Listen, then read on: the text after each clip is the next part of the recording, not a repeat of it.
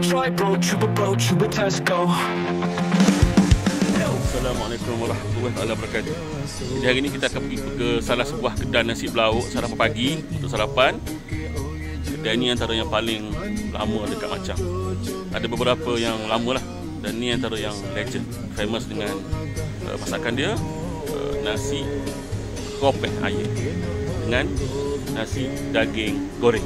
Jom kita try.